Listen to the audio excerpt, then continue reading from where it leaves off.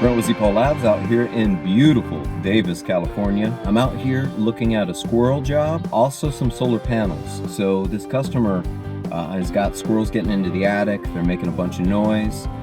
It's just driving him crazy. He's tried several things himself. Tried to live animal trap them. Tried certain baits. Nothing seems to be working. So I'm going to come up with a customized solution for him to safely let the squirrels vacate his attic. Let them go do their little squirrel thing somewhere else, not in my attic. And then I'm going to permanently seal up those areas. Also in this episode, it's going to be a two-part episode. So the first part is going to be squirrels getting into the attic. Second part, solar panels. Now these squirrels are also nesting under the solar panels. I'm going to be taking a look at that today. Also, if you're dealing with pigeons getting under your solar panels, these techniques are for you. If you want to do it yourself, I'm going to give you some pro tips and advice so you can get it done yourself. If you're having too much problem with it, you can always give us a call. No charge inspections, serving a lot of areas in Northern California. Give us a call, 1-800-691-9245. 1-800-691-9245. Let's get into it. This is already pretty much weatherproofed. It's galvanized steel. You know, it's galvanized to prevent rust.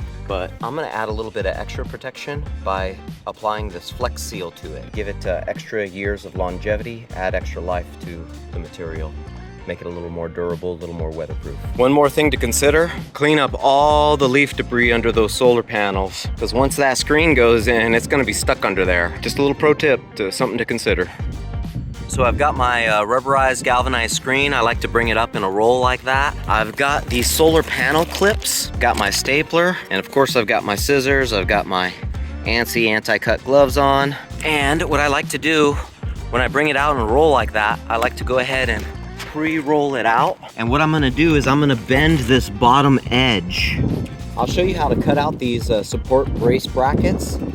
But first, I like to take it up to the corner of that bracket so I don't have to cut an additional piece out. What I'm gonna do is I'm gonna bend about 3 squares. And I'm gonna do that all the way down that strip. I'm gonna cut it a little bit over. And what I'm gonna do is those 3 corners I bent, I'm gonna make that cut right there so I can bend it, make a perfect little 90. If you want a little extra security, which I do because it's squirrels, I'm gonna put a few staples along the edges.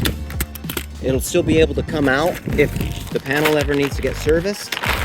You're gonna need to make a little clip inside the screen in order to fit that in there. And then you want it cone shaped in. Come on, buddy, come on. There we go. Just like that. You just pull the washer tight. There you go. That's nice and stable, not going anywhere. Now I'm just gonna do it all the way down the end. Just by the way, if you've got a Spanish clay tile roof, it makes it a lot more difficult, or cement tile roof makes it a little more difficult, but it can still be done the same way. You won't be able to staple down into anything for the extra security, and you'll have to put the solar panel clips a little closer together. But you see, it's already looking good, coming along nice. That's how it's gonna look all the way down. So there we go, all screened off, all clipped off. Now let me show you how to handle this bracket. You can cut the top out, cut to the bottom of the bracket, side of the bracket, and to the other side of the bracket. There you go. See how nice and clean that looks? We'll put staples there, just to give it some added strength. That's how it's done.